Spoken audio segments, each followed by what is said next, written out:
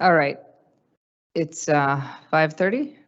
Calling the meeting, the regular monthly meeting of the Board of Commissioners of the Park District of the City of Fargo for October to order. First item on the agenda is the consent agenda. Do we have any changes to the agenda? No changes, Madam President. Okay. Do I have a motion to approve the consent agenda? So moved. Second. I have a motion and a second. Any discussion? I was going to pause for Jerry, so I'll try to remember to pause for you, Jerry. Okay. Dave, please pull the board.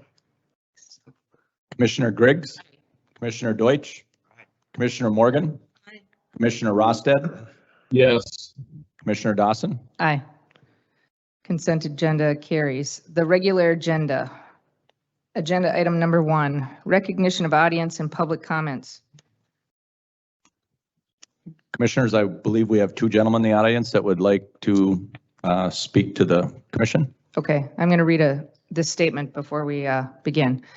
At this time, the board will hear comments from the public. We ask that each speaker who has signed up to address the board come up to the microphone right here and state their name and address for the record. We would also ask that speakers refrain from using this forum to criticize or complain about a specific employee by name. The board is interested in your comments and will listen carefully, but is not obligated to respond to or debate issues in this forum. Should you desire a written response to a specific question, you may request it. This evening, each speaker will be allotted a maximum of 3 minutes. As a point of order, if any speaker wishes to talk later in the agenda, comments are limited only to the agenda item at hand, and speakers must first be recognized by only the Fargo Park Board President before coming to the microphone. Otherwise, the speaker may be ruled out of order and additional measures may be taken up to or including removal from the meeting. The Fargo Park Board President, however, does not have to engage in dialogue when the additional speakers. We ask that you respect this request and act accordingly. With that said, does anyone want to come up to the podium and give their comments? And I'll keep a time, Madam President, and just give you a 3-minute warning. Sounds Wait a good. minute. It's only 3 minutes that they can talk. You can get, So you're warning us when you get there? Oh, yeah, I'll go like this. 10 seconds. Good afternoon. I'm Richard Thomas. Address is 7390 14th Street South, Fargo. Longtime Fargo resident since 1957. I'm here to talk about park safety and park users feeling safe while using the Fargo River and Nature Parks. This summer, the police chief went before the city commission and asked that the wildlife management program be ended because he thought it was ineffective and circumstances has changed. It's a public safety issue because of the increased population, more importantly because of the increased nature park usage. I used to live near the Forest River area, and I've watched how the parks have changed over the years. I've watched as many miles of trails have been added, and I've watched as parking lots have been installed to make it easy access for park users. The Fargo parks are to be congratulated for the great job that they've done in developing the nature and river parks because they are real jewels in the Fargo park system. They are now heavily used for trail walking, dog walking, biking, bird watching, snowshoeing, cross-country skiing, and generally enjoying nature all year long. Because of how popular and heavily used these parks are, it is no longer safe for a hunting program to continue while the parks are occupied by the public. I attended the study panel meeting to look into the public safety in the parks during the 5 months of hunting and learned several things. There was very little discussion about public safety. There was some discussion about using lighted knocks to help find lost arrows and some discussion about requiring hunters to wear safety harnesses, but there was very little discussion about public safety. So for the last few weeks, I've been going to the parks and talking to park users to get a feeling of how they feel about this. Overwhelmingly, people feel uncomfortable and unsafe about being in the parks with children and pets while the hunt is going on. When I pointed to the enter at your own risk sign, some folks loaded the kids back up in the car and left. And this is unfortunate because people should be able to feel safe and enjoy the parks. Some of the comments from park users, one man said that he was surprised to see a hunter in a tree stand and it really creeped him out. Many told me that it made him just feel really uncomfortable. One father with his wife and children said, whose idea was this? This is just really insane. I searched on the internet for archery club safety rules, and when I looked at the safety rules, one thing they all have in common is that they stop all shooting if anybody steps ahead of the fire line. This program puts the whole park system downrange while it's in effect. People love the Fargo nature parks, and they should feel welcome and safe when they enter the parks. Not welcomed by an enter at your own risk sign. So real or perceived, public does not feel safe in the Fargo parks while hunting takes place. Please end this hunting program in the occupied parks, and please make everyone feel welcome and take these signs down. Thank you very much. Thank you, Richard. Anyone else?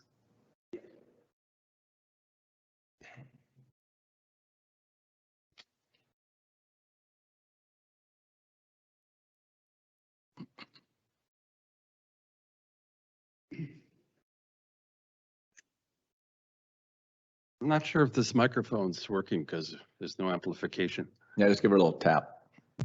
Oh, okay.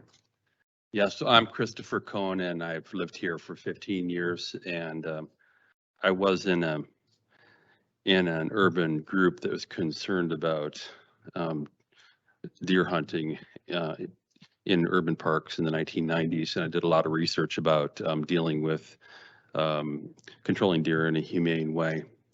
So that was a beginning of my interest in it. Christopher, can you state your address, please? Oh, yeah, it's 337 10th Avenue South, apartment 9. In Fargo? Yes, Fargo. Thank you. I did some research about the program. So it started in 2006, but the genesis of it was complaints in the north side neighborhoods in 2005. And so what we got is a program stretching all the way down from the north all the way down to the south and clear out the south side of the city into the parks south of the city, just based on complaints. And that was 2005 was a flood year. So what happened was the deer just were pushed away from their habitat there and came up, probably ate some of the landscaping in houses along there. And so we have, I don't understand, the signs say it's a experimental herd reduction program. Which I don't understand now because we don't have any kind of adequate data. I've done open records requests on all the data. There haven't been any aerial counts since 2013. So there is no confirmation on whether this program is working or not. But also there's no data on what the human deer conflicts were. The police keep no information on collisions. And a park forester told me that nearby residents to the, say, Lindenwood Park and other parks along the river, there are no complaints from them. And the deer aren't even eating any of the new plantings that the park puts in. So there really aren't any conflicts. But the point being, now I've met Richard at the study group meeting. When was it? About a month and a half ago. And he started the petition to stop the discharge of deadly weapons in the parks when people are in the parks. And I've been out in some of the parks collecting signatures, and we've even had bow hunters sign the petition. So this, I don't want, we shouldn't think of this as whether this is pro hunting or not pro hunting. It's not. It's whether, well, what this is that it's an incompatible use of having bow hunting in the park with these other uses of the park and people using the parks. And I don't really, how we ever started this, I don't really understand how anyone ever agreed to it in the first place. I think that we have there was an extremist wing of the bow hunters that got this into the city. Think of them as similar to the people who want to arm teachers to deal with gun violence in schools. It doesn't make any sense. You don't want to have bow hunting in the city, in the parks. It's not safe by nature. It's not safe. Thank you for your comments. Thank you.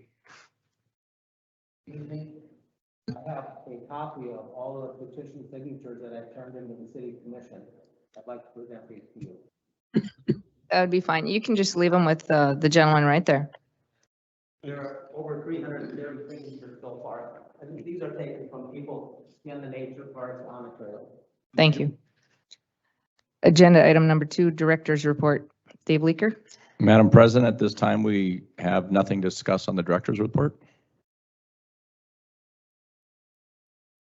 Right? Item number 3, Foundation Director's Report. Can I do that too? If you have nothing to report, but I bet you do. The Park District Foundation Board meets on the 20th. So 2 weeks from yesterday. Is that right? Yeah.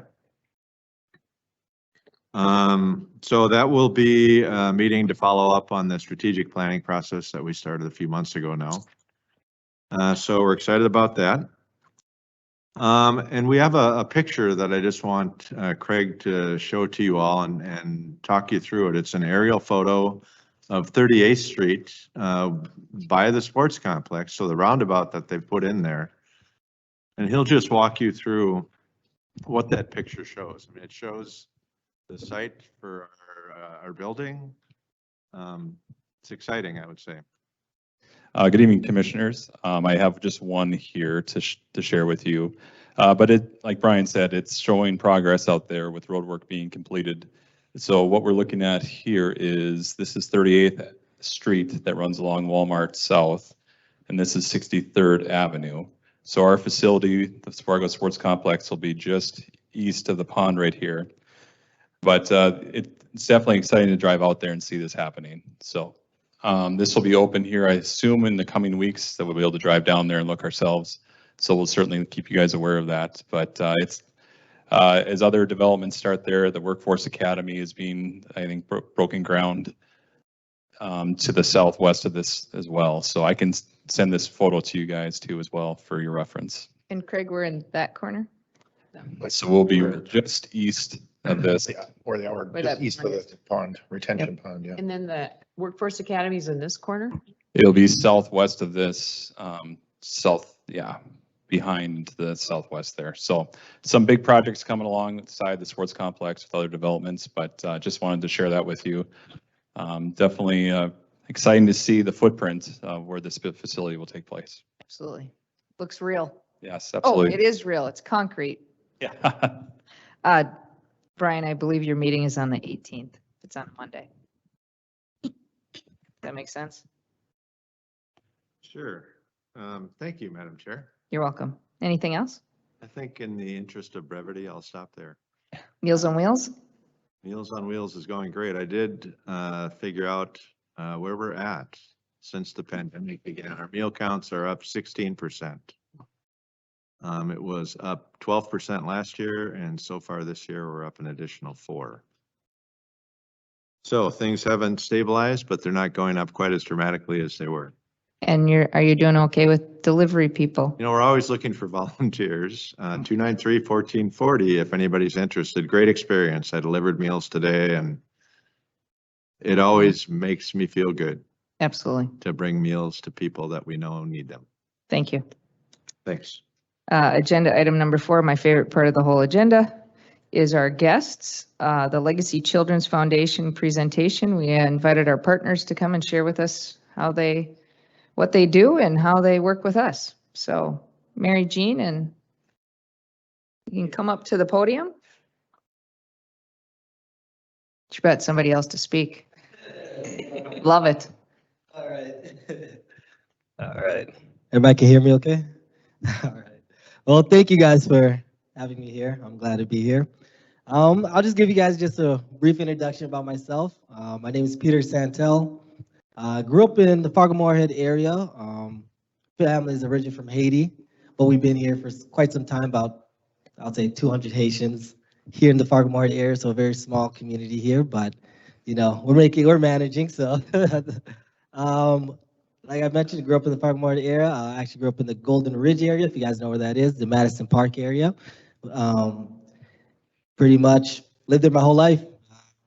Could tell you every shortcut, everywhere path in that neighborhood. Love the community, and honestly, I'm very proud to be from there. Can you tell me who your favorite teacher you ever had? Oh yeah, that's a side note. Mr. Deutsch was my gym teacher, so you know, so he was definitely awesome. Honestly, just being here with him He today. did not Yeah. say who his Right, favorite right. teacher. Very clear that. He mentioned I was his You gym know- teacher, but he didn't say I was his You know, pet. he was my favorite. You know, he was always donkey. we always started, just a quick little story. Mr. Deutsch would always, have us amazed when he used to dunk on these hoops. Well, now we go back to the gym. These hoops are only 5 feet tall. And so at the time we thought, like, wow, he can dunk on these hoops. But it's like, you just stand there and just dunk it. So just like, now growing up, it's like, okay, Mr. Deutsch, you had us fooled. But, so grew up in the Boston area, went off to Bedford Middle School. Really, honestly, really struggled with school, in all honesty. Didn't really have much of a passion, just kind of with school in itself, really was trying to find a way just with sports, but kind of just with education, wasn't really my calling right away. Went on to Fargo North and sports, pretty much everything, wrestling, cross country, track, you name it. That's where I got involved with Legacy. That's really helped me get on the path of, what do you want to do in life? What's your path? What do you want to choose? And that's when it kind of hit me. Like, it's either end up behind bars or choose your path. And honestly, without Legacy guiding me in that direction, I probably wouldn't be here right now. So I honestly think Legacy. And that's why when Ms. D called me and said, hey, can you talk today? I'm like, of course, that's the least I can do, so definitely got to be here. Graduated at Fargo North, went on thinking going to college, which, like I said, there's no way I would ever thought I would go to college, just honestly. So went for criminal justice, played a little football there at NDSU for a couple of years. And I graduated criminal justice degree. Currently, right now, just working TSA, got kids to attend to. So just staying busy. And that's kind of life. But what I'm really here to really tell you guys is just your guys' part in hands with the Legacy Children's Foundation, also the Madison Elementary Playground that I know what it looked like before it does now, and also community efforts that was brought together. So I'm just going to run through a timeline of, honestly, how it looks today and how there we go. All right, yep. And so how it came about to be. So in 2012, I would have been a junior in high school here. Didn't really know about it. Could not talk in front of people like this. Ms. Z was like, hey guys, what do you guys want to do? We said, hey, we want to fix the Madison Elementary playground. There's a community that we honestly just never felt that our neighborhood was the greatest, or our playground wasn't the greatest. And so me, Signer, Regina, these are past Legacy board members, are friends that live in the neighborhood. Came up here, met up with Dr. Baresh and Roger Gress, those in the audience that know him. And he's like, what can I do for you guys? Here we are, we're scared, we're nervous, we really didn't even know what to say, but Gress kind of just helped us through. It's like, all right, guys, just give us a list, and we just went on with it. We start off with the playground.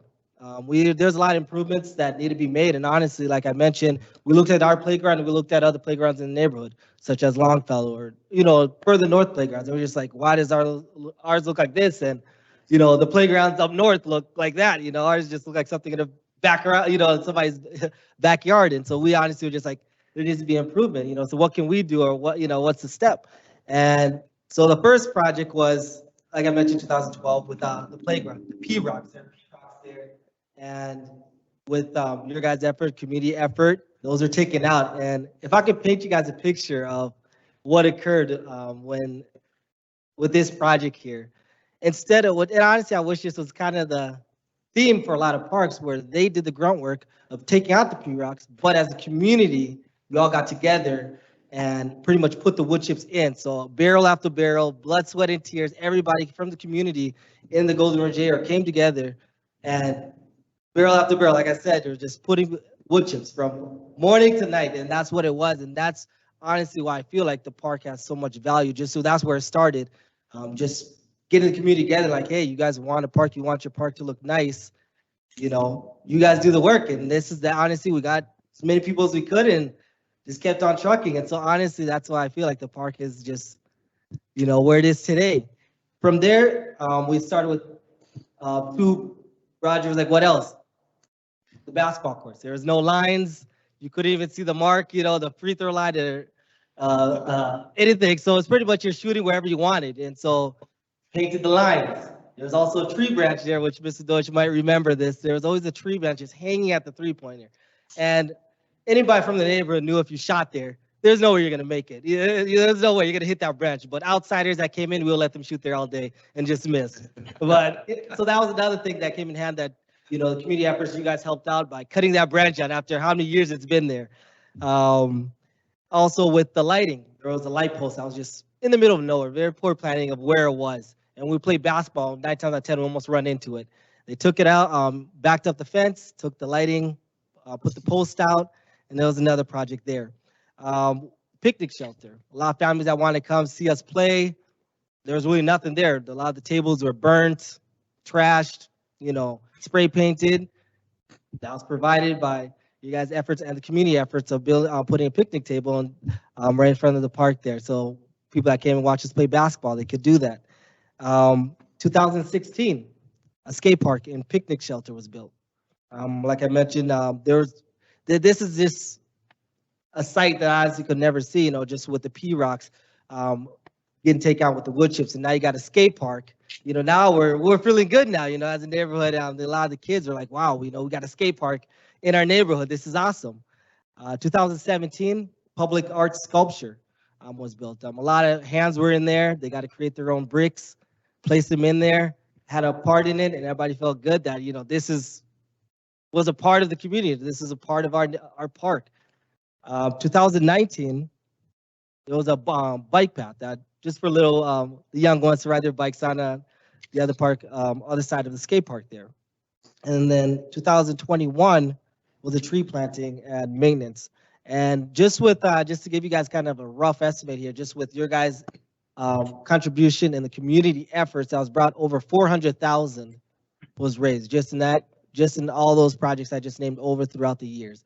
And so I'm standing here just say I'm proud of where I'm from. I'm proud of growing up in that neighborhood. I'm proud of the efforts that you guys provided to help us out, community efforts that were there. Without you guys, without the community, honestly, that park, you know, I don't know where it would have been, you know, just spray painted. But if you go by now, it's well taken care of. I feel like a lot of the people in the neighborhood, they value what's there, you know, like I mentioned, you know, with the wood chips, they put the sweat and tears, the blood, sweat, and tears in there, and they value where they come from. And so I really feel like, you know, that's something to be proud of. And so I'm just here to thank you guys and your efforts throughout the years of helping with legacy any way you possibly can, make it easy for us to come to you guys and just talk to you guys, and you guys just tell us, hey, what can we do for you guys? And the community efforts that's there to also help us with these projects. So I just want to thank you guys and thank you for your time.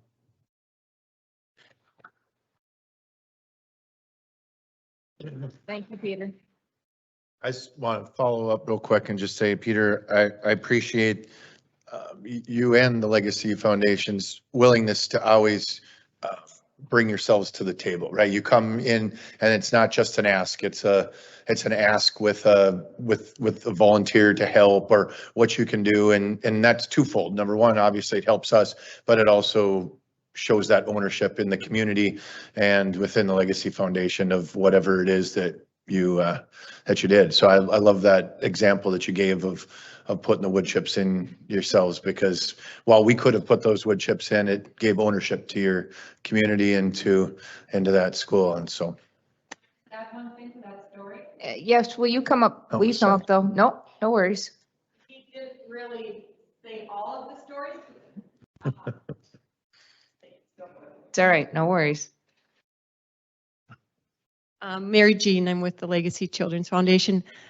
Peter and Einer sat in Roger's office with me, and actually Roger wanted to put the wood chips in with his staff. And I just said, no, it's not going to happen. If these kids don't work, they'll never take care of it. And so we're out, Roger. And he looked at me and he said, dang, you're tough. And I said, well, that's the way this has to work. For them to take care of their park, they got to put some blood, sweat, and tears into it. So that's what we agreed to do. And then when we walked down the steps out to my car, that gentleman back there that just spoke to you said, MJ, what were you thinking? So that's the whole story. Uh-huh. Well, and before you run off, Mary Jean, please stay up there for just 1 second, because I just want to say to you, thank you for everything you've done. Empowerment is a word that is used probably way too often, and people don't really know what that means to empower other people. And you do an amazing job of empowering the students in your group, so much so that we don't get this opportunity because you're always sending your students up to be the ones to speak on behalf of the legacy. And they know as well as we all know that you are the backbone of that. And it's amazing for not just the students, but the community. And you're a very selfless person. And for that, I commend you. So Mary Jean, you sent us your video of what the kids have done this summer. That was very impressive, and I was really impressed with their efforts and how much time and energy. And you don't just water a tree one day; you have to water it every day. And they probably got the worst summer of all to have to water brand new trees. So I can't extend enough gratitude to those kids and tell. Please pass on to them that we appreciate their efforts and we're very proud of them for their willingness to put in the time and energy to that park. Thank you. Thank you. Carolyn's getting her steps in today. All right. Agenda item number 5, board to discuss and consider approval of recommendation for the scope of the Fargo Sports Complex. Dave Leaker and Brock Leitz. Okay, commissioners, I'll just give kind of a brief background of the project from the memo we sent out at the March 9th commission meeting. The Fargo Park District commissioners approved a motion to commit up to $38.5 million for the construction of the Fargo Sports Complex and directed administration to provide details on district funding model as needed to determine debt financing needs and timelines. So over the past 6 months, we've been working on that. Private fundraising efforts have been ongoing and have yielded $22 million to date. The Fargo Park District passed a bond resolution on April 13, 2021 for $44 million and opened a 60-day public protest period, which ended June 14th. The administration has worked with our design and construction partners to determine final design and cost estimates for FSC, Fargo Sports Complex. Estimated total construction costs as of last week is $80.2 million. These costs are all inclusive of construction fees, contingencies, and our soft costs. So just to review the scope of the project as it stands right now is 4 basketball courts, a full NCAA soccer turf field, artificial turf field, 400-meter elevated walking track, Sanford Power, home for Sanford Power, Fargo Park District offices and facility offices, and then a boardroom / community room / public space that could be rented as an extra room. So I'd just like to open, I guess, the floor up for discussion on how we want to proceed forward on this. So if you have any questions, feel free to ask.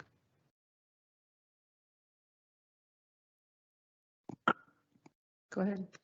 Well, I don't know if we're ready for a motion. I've had some thought myself. Do you want to discuss first the scope of it? We've been talking about the basketball courts and going back and forth between 4 and 6. The idea of having a soccer turf versus a football-sized turf. The importance of a walking track for our public, not just for the, kids practicing or playing their tournaments. The Sanford Power, we have to recognize that Sanford's been a huge partner in this whole project from day one in getting it done, and maybe partially because they get a great spot for their power, but also because they believe in the project. The rest speaks for itself. And I think that we've gone through the motions of getting to determining if we could sell the bonds. We did our protest period. We had no protests on that. We had our preliminary budget meetings. Nothing came up with if we should raise the mill to cover this debt that we'll have on our portion of the 38.5 million. We've had ongoing fundraising, and I know we're not 100% where we want to be. We're about 75, give or take. And I think it's important to continue forward with this project because we're so close. We have many partners in this, and we don't want to stop now. So that's my thought process on moving forward with this project. I think it would be interesting to review the potential 3 paths. Just for the listening public. Sure. Dave, do you want to outline the 3 paths to completing this? Yes, of course. Some of the 3, what's that? Take over meetings. You gavel me out. We're in Only if, discussion. We're only if just Madam fine. President wants to We're like me to. just fine. But some of the options we talked about was, of course, this option where we could continue with the 4.18 mills that the protest period was for, and that was 28 million for the sports complex and 16 million for the Island Park pool replacement. And so option 1 is continue on with levying for that 4.18 mills. Option 1 would be to continue fundraising for the sports complex and work over the next 6 to 8 months and close that funding gap that we have of about $20 million as the current estimate holds. And so we would continue to work on that. At the time we close that gap and get to, the full package price, we would then proceed to bid the project out with the gross maximum price with our construction manager at risk. Another path would be that we had talked about. One option was, since we had bonded for $44 million, and we did look into that with our legal counsel and bond counsel, if we could take the $44 million for the 2 packages and maybe direct them towards a sports complex, delay the pool a year, and then proceed with a bid date for the sports complex. And what we would do is continue to fundraise, or wouldn't necessarily be fundraise, it'd be naming sponsorships for the sports complex. And then as we accumulated any naming partners, that money would go to replace that $16 million for the pool at the time we had billed in 2023. Then the third option, which nobody wants to see, is, we hold off on the sports complex, we continue on with the pool, and we don't levy the 2.67 mills currently. We keep working to close that fundraise or that gap of $20 million. And then at the time we secure that, we would go to our next budget cycle and do another bond issue question protest period for 2.67 or whatever that gap would be. So those are some of the options we discussed. So the one that you don't want to do, the last one presented, was the one in which there'd be an increased mill levy. An increased mill levy. Well, right now we've got an increase of 4.18 right now as part of our budget recommendation. Okay, and the reason there are some concerns about this third possible path. Dave, will you repeat what you said as the third option? Oh, the third one is if we didn't take the 2.67 levy, I believe the pool is 1.52. The pool portion of that 44 million is 1.52 mils. The sports complex portion is 2.67 mils. And so if we only took the 1.52 for the pool and didn't levy for the sports complex, we would continue to fundraise to close that $20 million difference. And then at the time we close that $20 million difference in funding, we would go to our next budget cycle next summer, and ultimately, currently right now would be in September. And then you would do a 2.67 mil increase at that time to come up with the public side. Or if it's maybe a little bit more or less, depending on the fundraising.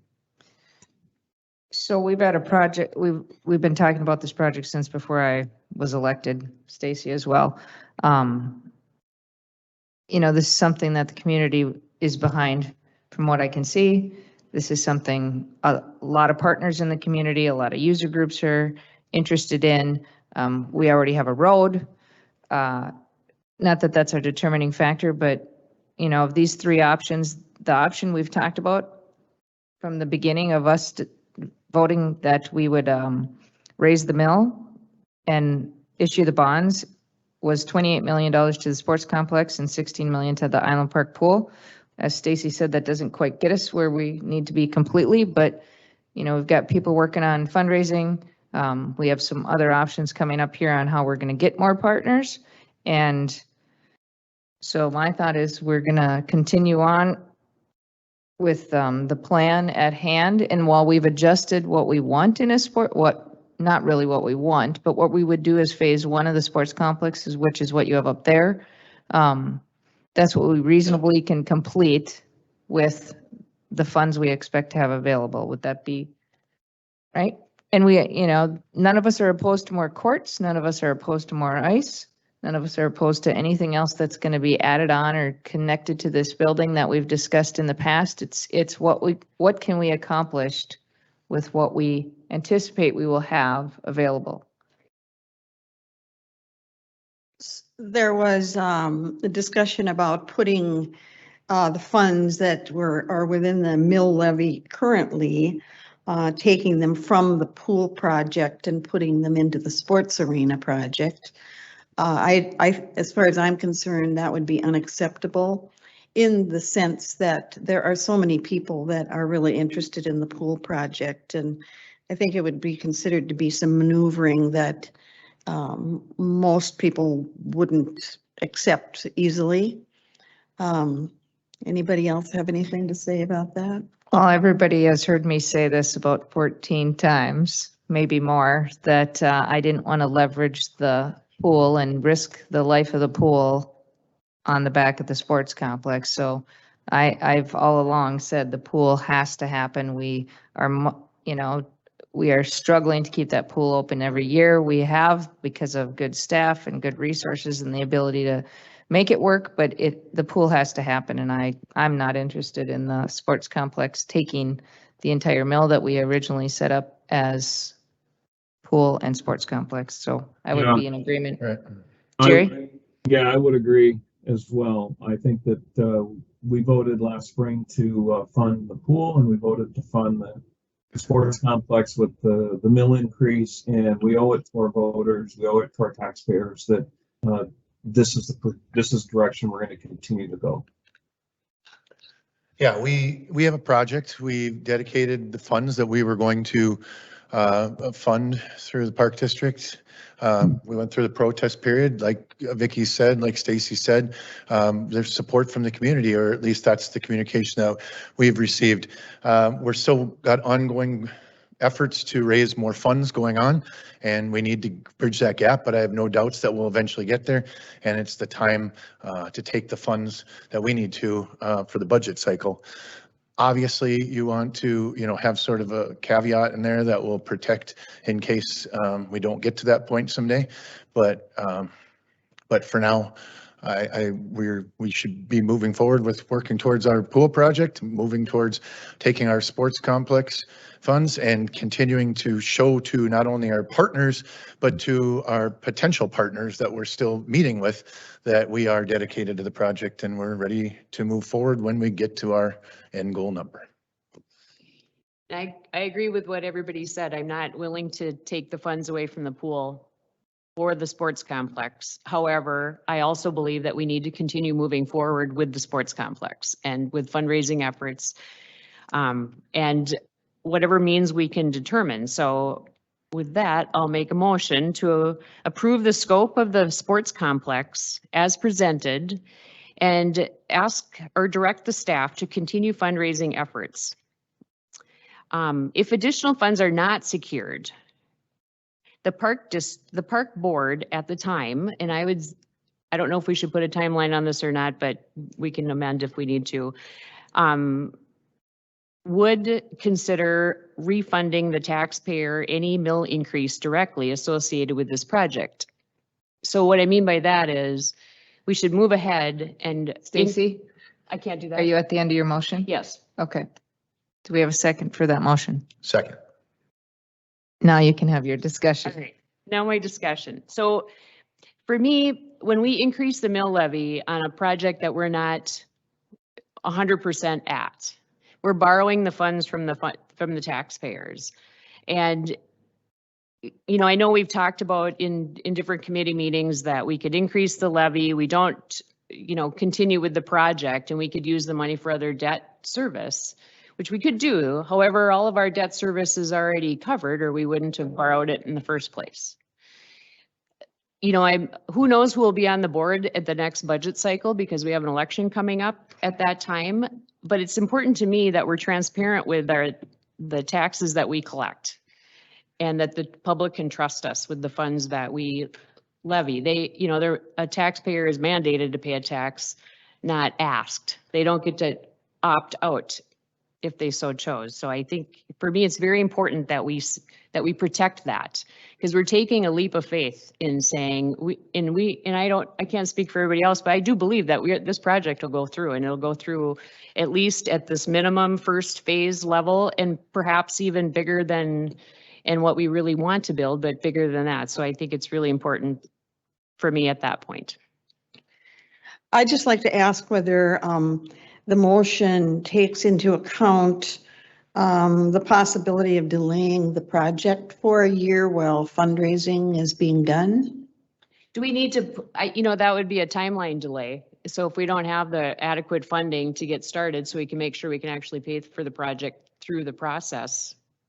But if for some reason a major donation came in, when we got to the magic number, we could put the shovel in the ground We're ready to go. ASAP. So maybe the question is, do we need a date on that, at which point The next budget the cycle. money would go back? Right. Or is there a timeline for that? Or I'm phoning a friend here over here, Mr. Kennelly. Sorry, just received something. It's all right. So on this motion, let's say, so Don's question was as far as delaying the project. Yep. So, and in Stacy's motion, if the money isn't used for the project, she wants it to be returned to the taxpayer. Do we put a timeline on that motion? Is that clear enough what she stated? Well, from way. Can we put that in there? Right, so from the way I heard Ms. Griggs state the motion, I believe her talk about the timeline came second in the discussion. I don't believe her delineation of this timeline concept was in the actual motion itself. Yep. So to be clear with what you're asking me, I believe that what she would need to do is to, if we're going to make that part of the motion, she would have to amend her motion to make that part of it, number one. Correct. Number two, I believe your specific question is whether or not that type of thing could be included in the motion. Is that correct? Yes. Correct. And I guess I do not know the answer to that question as I sit here at this moment. Sure. But the bigger concern that it raises for me is that I can only assume that everything I see up here on the screen is time sensitive in terms of costs at a moment in time. Of course.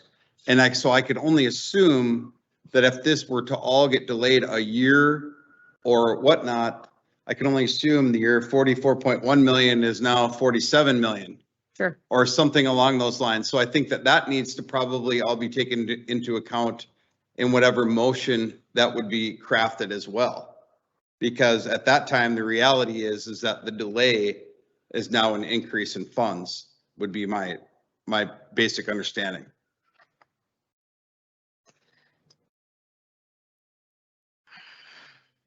Madam President? So, Oh. Go ahead. I was just going to say, would it be as simple as we revisit it during the next budget cycle? And then you could, at that time, you'd know when the amount of funds you have or you need to make up, or you take on that question about refunding? I mean, as part of that timeline part. That's what I would, in my mind, that would be a logical delineation. And then, of course, we'd have to get an updated estimate and. End of 2022 budget cycle. Yeah. The funds haven't been determined and or secured. That's when we make that decision. If we've made up that difference, and then the board, whether it's the same board or a different configuration, could decide if they want to make up that delta, or we've got the private funds, or we want to refund it. When would that be approximately, the next budget The cycle? budget cycle typically starts about the 1st of June, and then we usually do our final budget approval September. So by the 1st of June, then we would have a pretty good idea of where we are. We'd have a good idea and the decision would be during the budget cycle, which typically we're off by a few weeks in voting for the budget because we usually do it in September. But we were holding off, waiting to see what would happen. And so that's why we're a little late now, but that would be my intent. Yeah, typically, the staff get the budget, packets the first week of June. We go through the first rendering and then we meet with the commissioners in July and August. So Stacy, will you read your original motion again? And then Chris, will you help if we need to Sure. amend it? Yep. Thank you. All right. I move to approve the scope of the sports complex as presented and direct staff to continue fundraising efforts. If additional funds are not secured, the park board would consider refunding the taxpayer any mill increase directly associated with this project. Timeline for that determination to be the budget process of 2022. Okay, so that would be the amendment piece, but, Right. so the first part, So the amendment The piece original- was the very last statement she Yes. just Yeah, said. so the timeline origin- should be considered. yep, which Okay. she hasn't made her amendment yet, Yep, but, yep. so the first part, the first motion she made, does that work? It's almost there, except for there's a statement in the motion that says at that time to be considered. You need a date? I'm just, to clarify, that's really not an action. It's a may, it's an if. Sure. So I just point that out for the board and Yep. for the staff, that to me, that's something that could become a gray area. So clarification, suggestion to Stacy when she amends her motion? I Oh, think you would Jerry, I'm either, sorry. go ahead. I was just wondering, could we amend amend the motion to say, to direct staff to continue fundraising and or come back with alternative funding sources, solutions for the board's consideration, which would then tie it back into the budget cycle. And I would maybe just say the 2023 budget cycle that'll take place. I mean, you don't have to say that, but 2023 budget cycle. Yeah, I like that language a little bit better. And so from the legal perspective, if I could hear it all. Yep. Yep. So the proposed amended motion Yes. would read as follows. So Stacy, whole thing. I'd like to amend the motion. Great. Jerry, So you have to say, I'd like to, first, Jerry, can you repeat that? Thank you. So the amendment would be, approve what's here, that's what was there, and then the amendment would be to come back to direct the board to continue fundraising, or direct the staff to continue fundraising to complete the project and or develop alternative solutions for the board's consideration. There's one word in there that we might not want to include, and that is the staff doing the fundraising. I think you could just delete that word and use fundraising in case there was an alternative that would be employed. I could say Fargo Park District. Well, and I think Jerry said that. Yeah. To complete, Yeah. there's too much kind of. Hey, Come on Jerry, now. I'm gonna read this back and then you can add in where I stopped writing. Direct staff to continue fundraising efforts to complete the project and or to present other, Alternative solutions, alternative funding solutions to complete the project.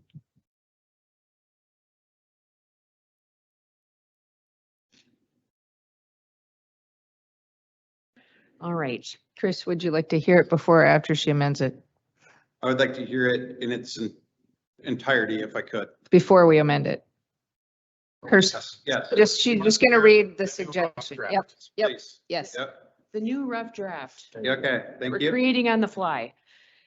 I move to approve the scope of the sports complex as presented and direct staff to continue fundraising efforts to complete the project and or to present alternative funding solutions to complete the project. If additional funds are not secured, the park board would consider refunding the taxpayer any mill increase directly associated with this project. Okay, So my comment on that is just, again, the park board would consider refunding. To me, I just Either want to put point out. the to word board- considering or not. Yep. Yep. It, to me, just creates Should I yet say the another park- potential. Just say gray would, area. The park board would, if that's what you want to happen. and stop considering. Or the park board will. Yes. So if that's what you want to happen, Stacy, then you would say they will And then at refund that it. time, obviously, the park district acts through its board and the actions of its boards are binding. And so right now, you were saying that if there's not enough funding to complete the project, you will consider the refund, okay? Of the mill. Will refund. That they will, or you will consider it? Funding it. If we don't have. Well, I thought the word consider was where you had the gray area. It was one of them. The other one was wood. So now we're saying that if we don't have enough money to complete the project, we will refund the money. Is that what we're saying? Stacy, is that what you're going That for? would be what That's I would Stacy is going for. Let me bring one other thing in here. I don't know if it's appropriate or not, but because of the fact that this is a two-pronged, it includes the pool. So, No, no? right now we're just talking about the scope of the sports complex. Okay, so the funding that we would have for the sports complex includes that mill levy. So there was a discussion at one point that those funds could move back and forth between the pool and the sports complex. So are we setting ourselves up for a finite number if we were to refund for the sports arena, but not for the pool? Well, I was only considering the sports complex. I consider the pool to be a separate. For me, there are two mill increases, one for the pool, one for the sports complex. But there has been discussion about the funds moving back and forth between the two. Right, and that's a good question. So if Stacy, if we're talking about the sports complex and your desire is that if the sports complex doesn't get built, is it 2.67 mils? The 2.67 mils would go back to the taxpayer if the sports complex is not built. Then you could probably just state that specifically, or would that Yes. be a problem? Yep, and then maybe this does or doesn't need to be in the motion, but being that I'm pinch hitting here today, Yes. the question I would have is, are we being clear that we're not starting the project until the funds are in place? Because you're gonna have a problem if you've broken ground, poured concrete, now you don't have your funds, and now we're talking about saying that you will give them back. Yes. So, So I think you want to be clear so my question. potentially about starting the project or So not. my thought with the motion is it could be much simpler probably because they already know we want them to keep working on fundraising and that's the plan, right? We don't need a motion to direct them to do that, I don't think. So I think your motion would be to approve the scope of the project. And then say if the project doesn't go forward, and I don't know if you have to pick an X date, that you would want them. At which time? But if your purpose is if it's not built, you want to refund the mills. Right. Then state the 2.67 mills The and project is not. whatever timeline you're willing to give it would be, I think, what you're going for here. I don't want to put words in your mouth. But Is that too simple? If we say, approve the scope of the project as presented, increase of the mill value of 2.67 for 2022, which would be collected in the year 2022, if the project were to not move forward by the 2023 budget process, The end of it. by the end of that process, that mill would be returned to the taxpayer. I would suggest a 5-minute recess so that we can speak to council about this and get the wording right. All right?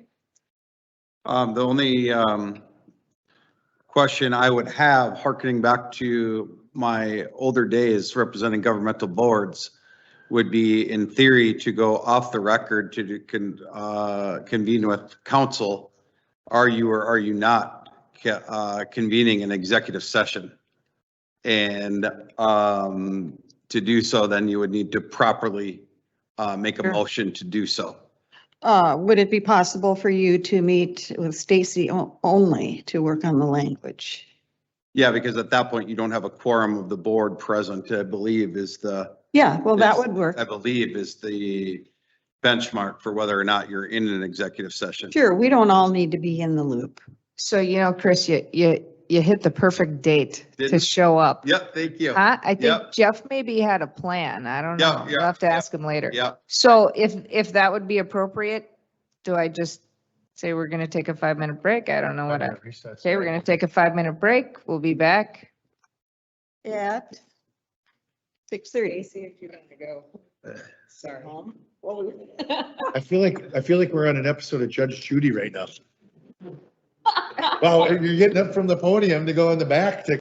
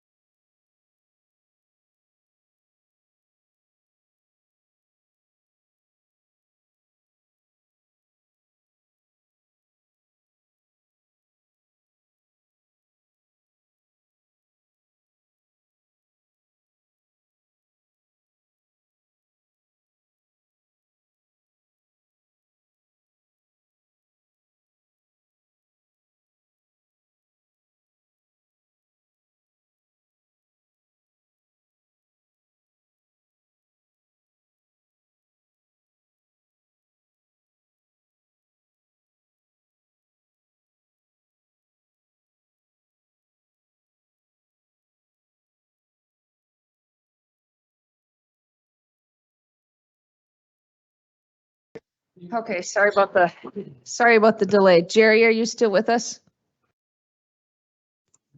Yes, I am. Okay, thank you. Okay, so we're back in order.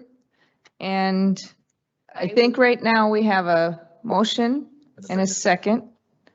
And, Don't you think we need to reread the motion? Yep. If it's been changed? well, so we have a motion and a second. And we've had discussion, and now I will, if someone wants to either vote or amend the motion, that would be our next step. I would like to amend the motion, Madam President. All right.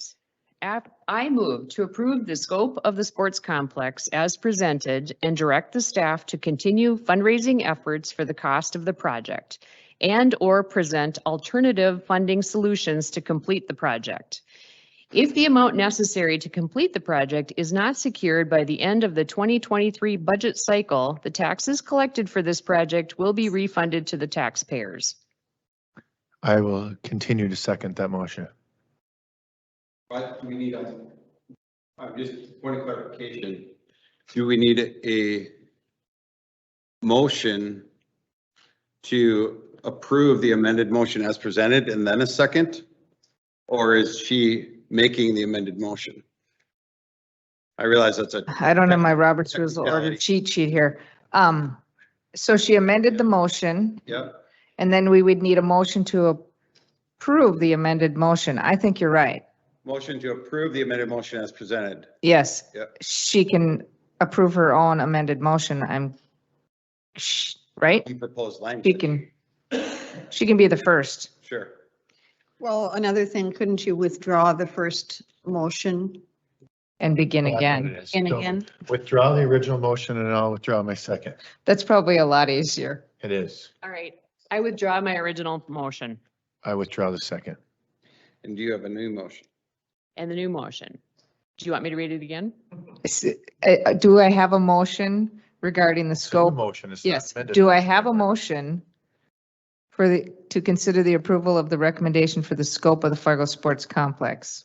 All right, Madam President, I move to approve the scope of the sports complex as presented and direct the staff to continue fundraising for the cost of the project and/or present alternative funding solutions to complete the project. If the amount necessary to complete the project is not secured by the end of the 2023 budget cycle, the taxes collected for this project will be refunded to the taxpayers. Second. Any discussion? You always got to give Jerry that extra second to get off mute. None here. He just I'm not cleared his on. throat. He's ready. All right, hearing no further discussion, Dave, please pull the board. Commissioner Griggs, Aye. Commissioner Deutsch, Aye. Commissioner Morgan, Aye. Commissioner Rosted, Yes. Commissioner Dawson. Aye, motion carries. Thank you. Item number 1600, just kidding. Right. Sure feels like it. Okay, item number 6, I think, yes. Item number 6, board to discuss and consider approval of recommendation for scope of Island Park pool renovations. Dave Leaker and Brock Leeds, presenters. Commissioners, a little history again on this. At the March 9th, 2021 Park Board meeting, the commissioners committed up to $16 million for the remodel and replacement of Island Park Pool and direct administration to provide details on district funding model as needed to determine debt financing needs and timelines.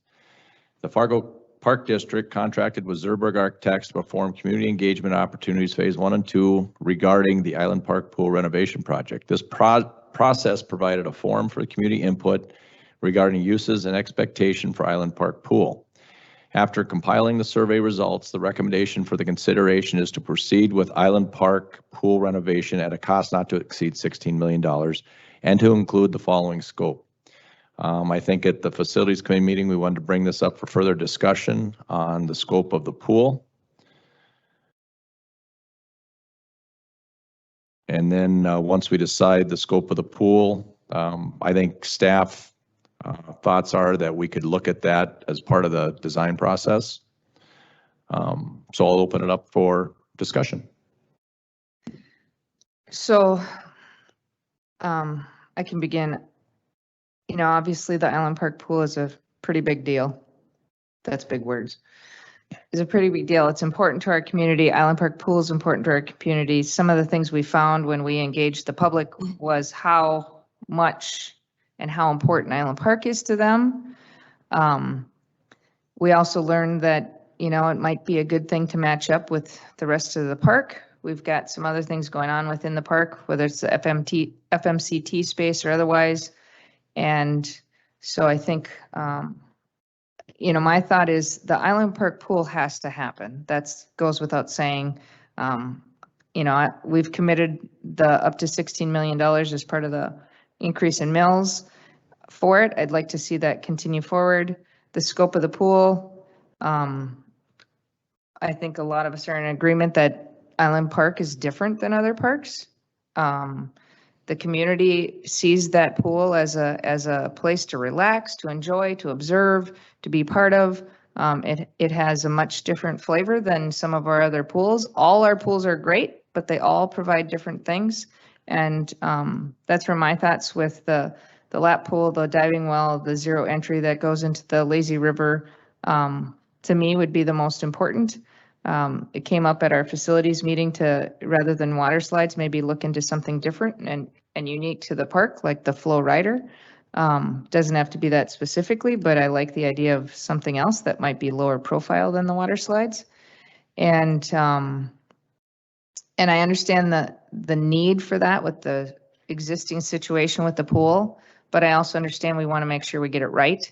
And so delaying it if we need to, I'm still on board with collecting the mills and putting it towards that pool, but I want to make sure we get it in the right place in the park with the right things, and would be on board with delaying it to make sure we get it right. What do you guys think? I agree with that. There was public agreement that they would like to see the master plan or the pool plan incorporated into the master plan. And there was a memo that went out that did back that, in the sense that then there would be enough time, if there was a delay, to determine what would be done with FM Community Theater and also the placement of the pool, if it's not going to be where it is. So the outcome would therefore be that we would open a new season next year, not knowing whether we'd make it through the season. Is that correct? That is correct. Okay, so is that acceptable to you? Yeah, I think one option could be that, as Madam President talked about, is we start the process of the master plan and we have the design process of the pool, maybe lag a little bit behind that so we can start working on the amenities we talked about and get good public interaction. You know, we were on a very tight timeline to start with, but I think with the suggestion of delaying the pool a year, staff feels we can keep the pool open another year. We delay construction until the end of the pool season next year. This would give us an additional 2 to 3 months of construction. Typically, it's about a month worth of demo, and pending the weather, we could still have October, November to get a lot of work done. And that would help us in the second year, which would mean the only season that we'd be down. So I think this is a good option that you suggested.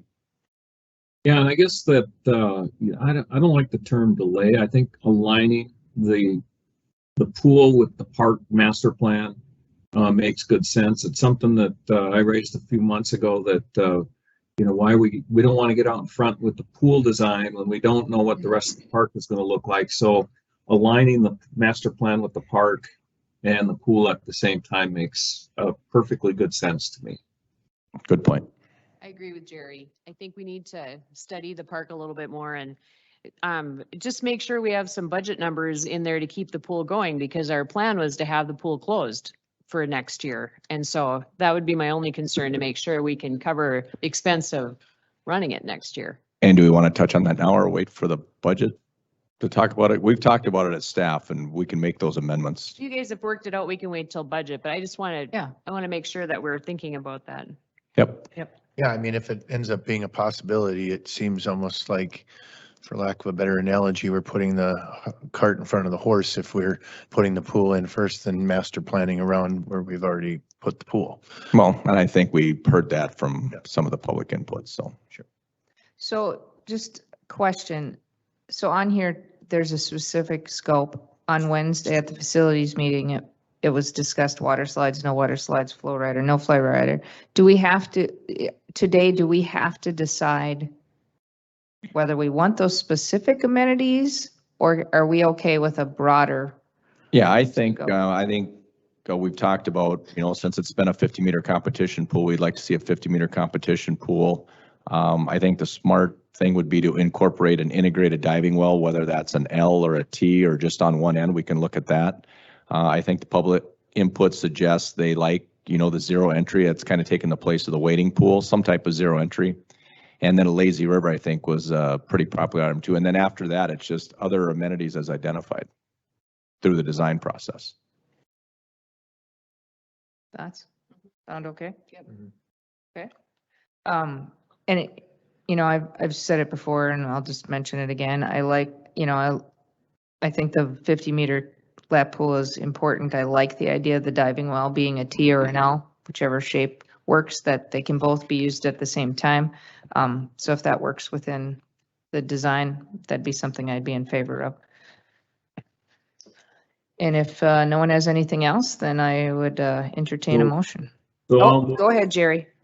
I was just gonna say, I'm gonna make the motion to move forward with the commitment of up to $16 million for the remodel and replacement of the Island Park pool in conjunction with the master plan of the Island Park, to include the amenities identified below, including the 50-meter lap pool, integrated diving well, zero entry pool with corresponding play features, lazy river, and any other amenities as identified.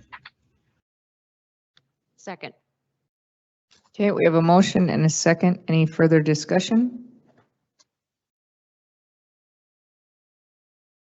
Hearing none. Dave, please pull the board. Commissioner Griggs? Aye. Commissioner Deutsch? Aye. Commissioner Morgan? Aye. Commissioner Rosted? Yes. Commissioner Dawson? Aye, motion carries. There, a motion without legal counsel. Now we know we got them here if we need them. That's because Jerry made the motion. True. Got me there. Agenda item number 7, board to discuss and consider approval of request to solicit bids regarding the pre-engineered metal building for Fargo Sports Complex. Dave Leaker, presenter. Commissioners, per our procurement policy, we are requesting permission to publicly bid a pre-engineered metal building for the sports complex. This is the building that would house the Major League Soccer turf area. And due to the extended lead times of fabrication, we are looking to get started on the design phase for the pre-engineered metal building for turf component of the complex. This will allow the manufacturer to start the design of the building and get into their manufacturing queue, saving up probably 3 months of manufacturing. And so what we would do is we would give McGough, our construction manager, permission to bid that project out. And then we would continue to fundraise, and this would get us into the queue for the design of that pre-engineered metal building, the shop drawings, which, could be 2 to 3 months out on their own. And then we'd bid that out in the near future. I mean, it could be October, November, December, but allows us, as our fundraising efforts continue, and then bid it out at the time we see fit once we see our fundraising lining up. So if they complete the drawings and we have a plan, but we aren't ready to go forward, they can hang on to that and just update it at the time that we are ready to go? yeah, I think what we would do is we would bid out the pre-engineered metal building, and at that time of the bid opening, we would see where we are with fundraising and then either approve or not approve that at that time.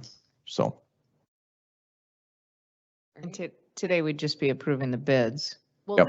the- And then when the bids come in, we would Yep. approve who you'd recommend. we- Yeah, and I think we're going to continue on with the fundraising. So, this might be not on the October, November timeline. It might be more December. And then we'll see how our funding is going in the next 2 months.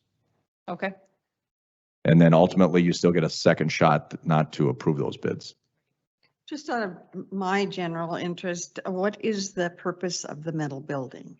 The pre-engineered metal building is just more cost-effective way to build that big, very large structure to house the turf area versus, in wood construction, they call it stick built versus prefab. This is more of a prefab metal building.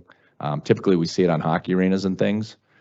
So it just allows them to get their shop drawings in, and you have different manufacturers have their own way of building things. So it's kind of built on their design based on our specs versus stick built in the field or, using beams and everything. So, and trusses. Thank you.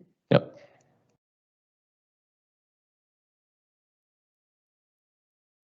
Anything else? So I'll make a motion to approve the request to solicit bids regarding a pre-engineered metal sports complex as presented. Second. We have a motion and a second. Any further discussion? Hearing none. Dave, please poll the board. Commissioner Griggs, Commissioner Deutsch, Commissioner Morgan, Aye. Commissioner Rosted, Yes. Commissioner Dawson. Aye. Motion carries. Agenda item number 7, board to discuss and consider approval of recommendation for architectural and engineering design for Island Park pool renovations. Kevin Bowe, presenter. Thank you, Madam President. Commissioners, in your packet is a request for a proposal for architectural and engineering services for the Island Park pool. Scope of the services, project planning and consulting, demolition specifications for existing pool, facility design, construction documents, bidding process, and construction. We did receive one of those proposals from Zerberg for 6% of the total construction cost, including contingency before all fees. I did reach out, and Dave Clunt also helped with this, to 3 different facilities: Hulbert, Jamestown Aquatics, and in their indoor facility as well as Yankton, South Dakota. So Hulbert was at 6%, Jamestown, their indoor was 6%. Their splash pad was 8% of the construction cost, and Yankton was at 10. So Zerberg is right in the scope of that process. So with that, we did bring this to Facilities Committee meeting last week with the recommendation to bring to the full board for approval. I will answer any questions that you may have. Thank you for doing that added homework that we requested. It just helps us know that we're in line, especially when we only have one option brought to us. So it makes us feel like we're at least in the ballpark with the fees are fair and reasonable for the project. Anybody have anything they'd like to ask or share? Okay. I just wanted to say one thing. I appreciate that Zerberg is they've been through the process with us up to this point. So I think we kind of have maybe a little head start on this. They understand us hopefully a little better just through the time we've been together. And I appreciate that they would be reimbursing us back some of the original costs of the project. So it's nice to see as well. So just to be clear, with both this item and the number 9 coming up, they will be, I don't even know what the right word is. So when we get to agenda item 10, when we approve the recommendation for the Island Park master planning, these 2 will fold in underneath it, both item 8, the one we're talking about now, and item 9, so that they're aligned and coordinated with the pool design and development as long as them fitting in the master plan of the park. I just want to be clear that that's where we're going with this.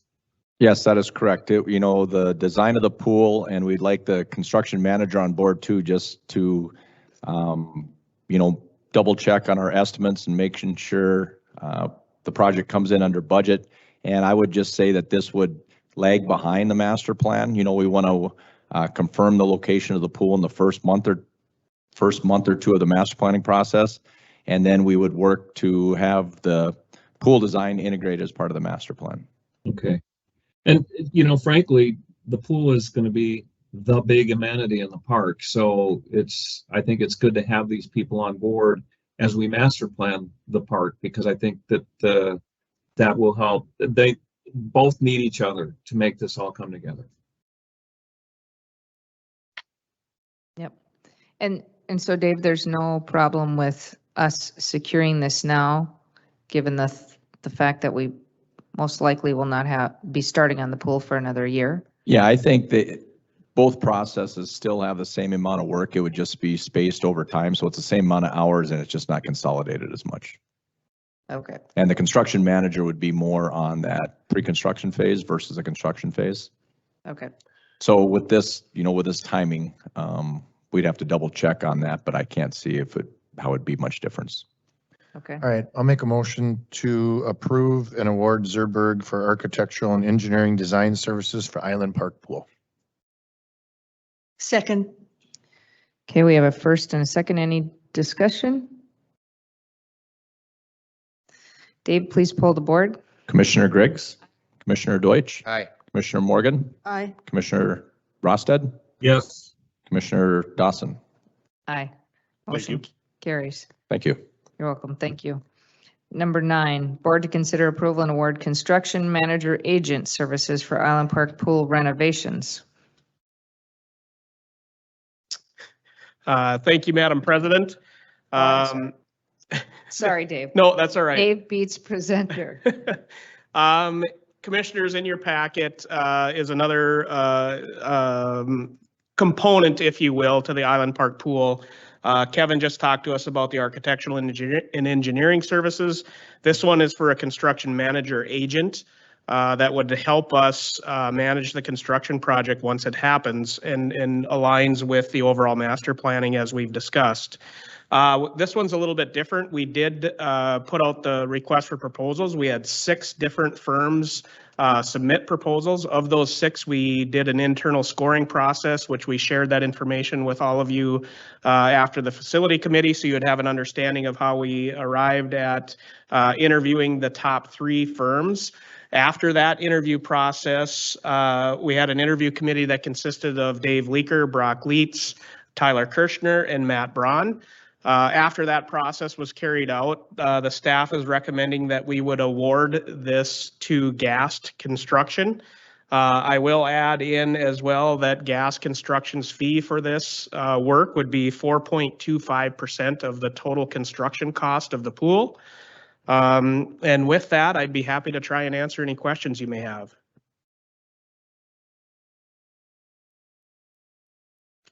Well, by stating what their fee is that in line with what industry standard is? I mean, that's Vicky was going to ask it, so I might as well. Yeah. That's right. Yeah, and it is different with construction manager agents. Sometimes they'll charge you a kind of an all-inclusive fee, and that was one good thing about the gas proposal was basically all in besides general conditions, which those are just directly billed to the owner, but they're not going to add all these add-on a la carte charges. So it was a good thing. Their fee, was one of the lowest. No. Knowing that we're going to need all those things anyways. Yep.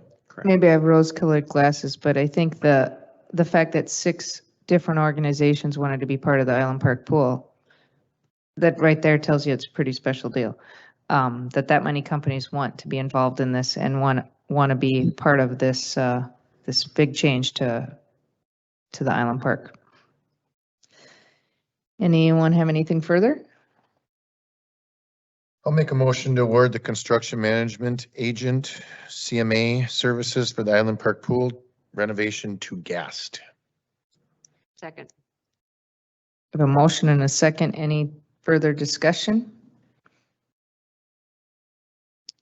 I always got to give Jerry that extra second. All right, here. So. Go ahead. Go ahead. I don't have anything now. Okay, thank you. Dave, please pull the board. Commissioner Griggs, Commissioner Deutsch, Aye. Commissioner Morgan, Aye. Commissioner Rosted, Aye. Commissioner Dawson. Aye, motion carries. Thank you. Thank you, Commissioners. Thanks, Dave. Item number 10, board to discuss and consider approval of it's like Christmas today. Holy moly. Approval of recommendation for Island Park Master Planning Services, Dave Leaker, presenter. Madam President, Commissioners, we did receive 4 proposals regarding the master planning of Island Park. Proposals, and these were RFQs, so these are actually requests for qualifications. We received proposals from O2 Design, AGL Landscape Architects, and they partnered with RDG Planning Design. Out of Omaha, Nebraska, we also received proposals from Confluence and WSB. They're a cities-based firm. Staff included all of our directors team, and we did pare that down to an interview selection process with O2 Design and AGL along with RDG. And after discussion with all of our directors, our recommendation is to award the contract to AGL and RDG. And since it was an RFQ process, request for qualifications, it was just based on qualifications. We just felt that AGL fit better with, the size of our community and our demographics and what we were looking for Island Park Pool. We did reach out to AGL, and since you recommend the firm based on qualification, I guess we should just stop there and ask for the board's approval for that. And then we'll negotiate the price. And if the price isn't something that we can settle on, then we would bring it back to the commissioners. So what's the timeline on this? We approve this today, then when would master planning begin? How does that work? If we approve it today, we would let them know, or we would negotiate the price, make sure we're comfortable with their price, and then we would start immediately. And I believe their timeline would wrap up in March, April. Okay.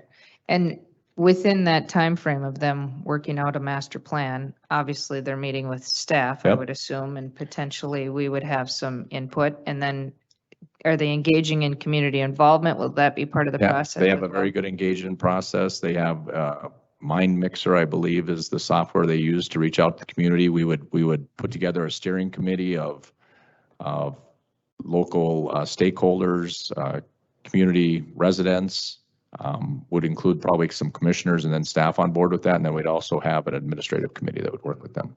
Okay. And then I believe there's 2 public meetings associated with that. One kind of getting that initial brainstorming session. Okay. And then one kind of to follow up with the conceptual design. So there would be some back and forth. Yep. And then they would bring Yep. us a final, this is what we think based on what we've heard, what we've seen, the Correct. responses. And then we would then put together the plan to redo the park as needed. Yeah, and then they would give us kind of a phased process and what their expected estimate would be for improvements and how they would phase that in over the next 5, 10, 15, 20 years. Sure. Because this won't be happening overnight, right? Not unless we get a Well- big check. Well, and I don't think we want the park to magically instantly be completely different in one day. And we don't ever want it to be completely different. So There's a lot of trees down there that we want. like so many projects, you need to follow a process and be very cautious about what you're doing to something that's so treasured. So I will entertain a motion. I'll make a motion to approve and award AGL and RDG for master planning services at Island Park. Second? We have a motion and a second. Any further discussion? Dave, please pull the board. Commissioner Griggs, Commissioner Deutsch, Aye. Commissioner Morgan, Aye. Commissioner Rosted, Yes. Commissioner Dawson. Aye. Thank Motion you. carries.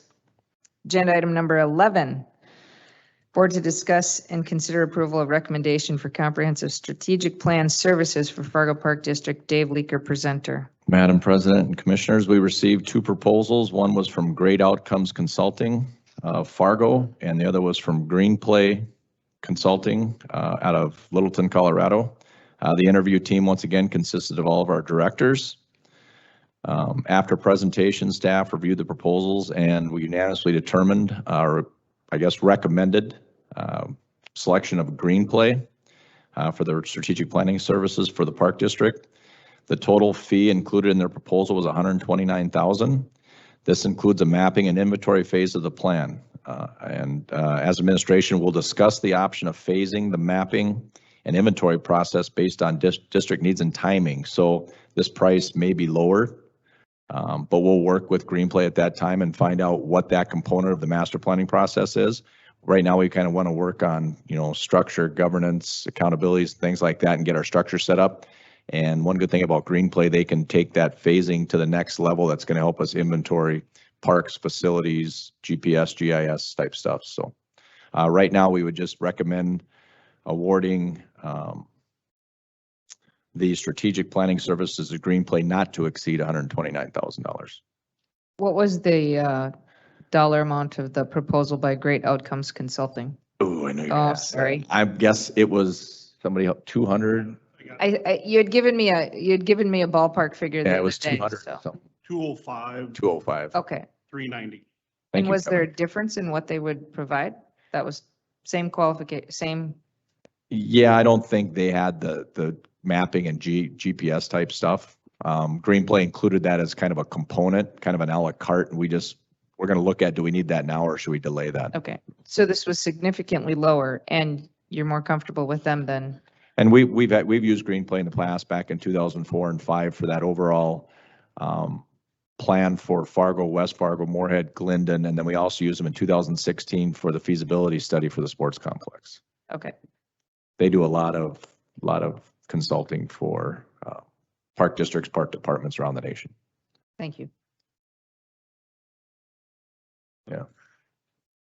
I'll make a motion to approve and award Green Play LLC for strategic plan services for the Fargo Park District as presented. Second. Right. Sorry, Jerry. No problem. That mute delays you. We have a motion and a second. Any further discussion? Okay, hearing none. Dave, please pull the board. Commissioner Griggs, Commissioner Deutsch, Aye. Commissioner Morgan, Aye. Commissioner Rosted, Yes. Commissioner Dawson. Aye, motion carries. Agenda item number 12, for those who are still awake. Board to discuss and consider approval of the 2022 annual budget of the Fargo Park District. Dave Leaker and Brock Leeds presenters. And Madam President and Commissioners, in lieu of me hogging all the mic time, I will turn this over to Brock. Thank you, Dave. Madam President, Commissioners, you have in front of you for final approval the proposed 2022 annual budget for the Park District. As you may recall, back in August, on August 3rd commission meeting, you did review the preliminary budget. At that time, you did give preliminary approval.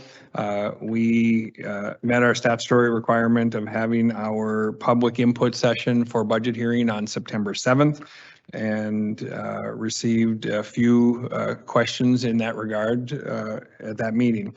The Facilities Committee last week did review the final 2022 budget and was in agreement to bring it forward to you with a proposal for approval. In light of the decisions we made this evening, we will need to build in some or do some line item adjustments as it pertains to Island Park Pool. As Commissioner Griggs stated, the budget as it was sent to you and preliminarily reviewed removed all revenue and expenses for Island Park Pool, as we thought we may be having it closed for next season.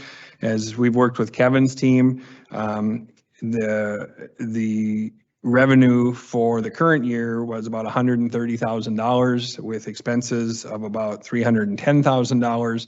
So we would need to make some line item adjustments of $180,000 in the 2022 budget. As we visited as directors, we assure you that we feel comfortable we can approve the budget tonight, certify it to the county, because we will not change the bottom line of the budget. We will find movement within line items to account for that $180,000. And as a director's team, we've already done some brainstorming on some areas that we can do there.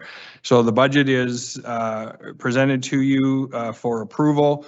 The main highlight as it pertains to your discussion this evening as well is that there is a 4.19 mil increase in this budget, and that increase is exclusively tied to the two major capital projects you discussed in this evening.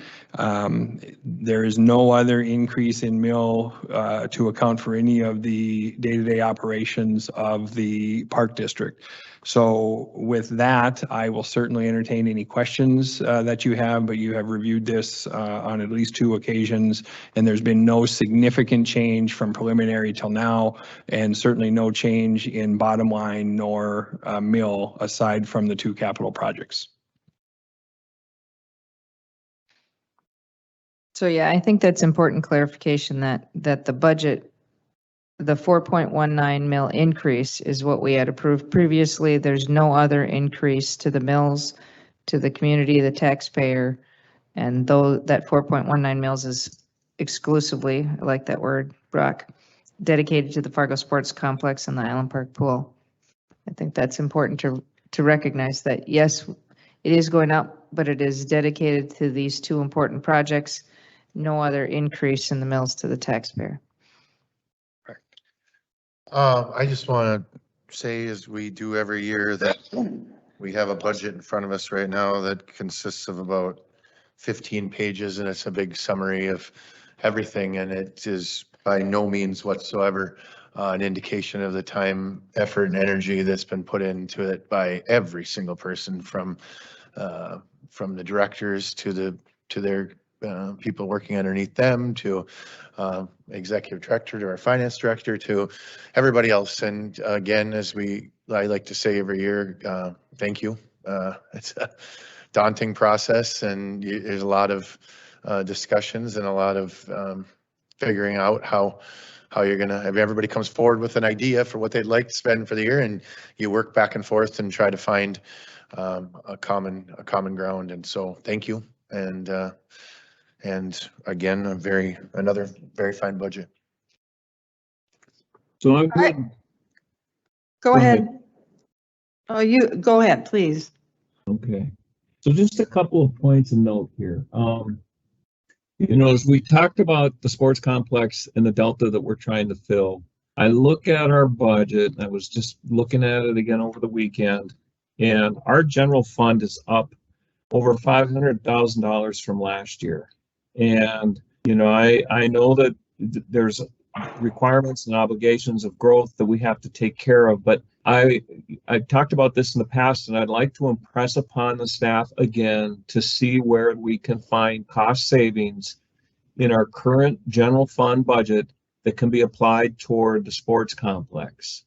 And a particular note, and this is a separate issue, but it ties back to it, I'm looking at Broadway Square, and from what we budgeted for 2021 and what the projected looks like, it's over a $600,000 swing from budget to actuals. And, and we're looking at going into next year with another $380,000 or almost $300,000 in loss in the budget. And so, if we had a $600,000 swing, I don't have a lot of confidence right now that the nearly $300,000 loss is going to be covered. And so, I think that there's money already existing within our budget that we can find to help pay for the sports complex. We just have to give it some thought and look at it.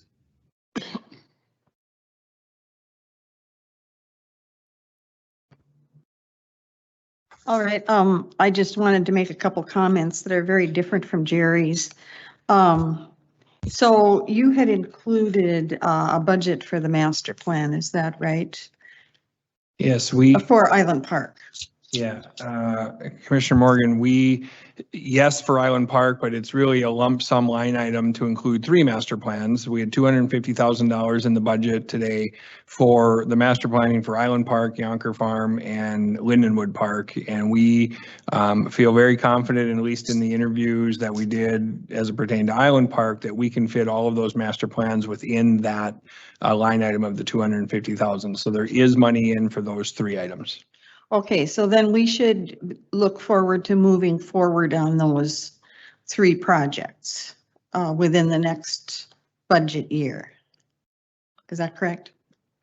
Yes, as we've planned for it in the budget, we would anticipate proceeding with those projects in 2022. Okay, the other thing is just simple. I'm involved with a nonprofit, and many times our funders will ask us to have consolidated budgets. And I'm just wondering if it's a possibility to consolidate some of the line items for meetings such as this. I mean, we have access to the budget, but in just looking at the numbers, it's impossible to I mean, there are too many of them to review for a meeting like this. Is that something that you'd be able to do? Certainly, we're open to looking at different ways to present the budget or consolidate if it's easier and more digestible for the general public as well as the commissioners. Certainly, we can work on that in the next year and through the next budget cycle. It's not difficult to do. It's quite simple. So I think it would be something that could be accomplished within a short period of time. And then you'd have alternate. I mean, you'd have not, you wouldn't be excluding one for another, but you'd have alternative views. Well, and of course, I like looking at all the line items. And Stacy knew I was going to say that. Personally, I think it's nice to be able to see. It's nice for the public to be able to see. I think it's important for the public to be able to see, and maybe there's access and there's a way to have both of these available. But I like that I can tell where we're spending money, what we're spending money on from year to year, how we're doing. If there's specific things I have questions on that I can see last year and the year before and what we're looking for to the future. So I like that I can see the items and how you guys are spending it. I think as a public entity, that's hugely important that the public can see that as well, to know how we're spending it. So there's probably the ability to have both available for someone like me who wants to see it all, and for someone who wants a simplified model to be able to look at it and say, okay, what do we got here? Yeah, and I think we would have to have, if we went to a simplified version, we'd have to have both available. Right. Well, because now it is by department, Mm-hmm. and John's looking at overall. Mhm. And it would be nice to see overall, we spend X on advertising. Yes. But it is nice to see that Kevin spends this and Dave spends that, and, each department's a little different. They don't actually each individually spend it, but Sure they do. No, it's, everybody, it's really Yes. hard. I'm not speaking for the finance department, but when we put out reports, it's really hard to cover every level of learning. So I think it's good we talk about it. Yep. Yeah, I think one of the reasons some of our funders, they don't want all the little details. They want, broader view. And so it's for them because they review so many budgets, and that may be the case for some of us too. So it's just another version, and sometimes it's useful because it's available at a glance. Mm-hmm. Yeah, and I do like the granularity as well. Any further discussion, or I'll entertain a motion? Waiting for it to show up on the screen. To approve the I budget. move to approve the 2022 annual budget as presented. Second. Okay, we have a motion and a second. Any further discussion? Dave, poll the board. Commissioner Griggs, Aye.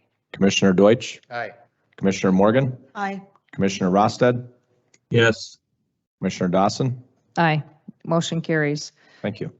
We don't have an other on this list, but now that we've passed the budget and the other things related to the sports complex, I would like to request that we convene a meeting at a future date, hopefully sooner rather than later, between the Fargo Park Board, the Foundation Board, and the Executive Director, the purpose of to discuss how we find our path forward as a group.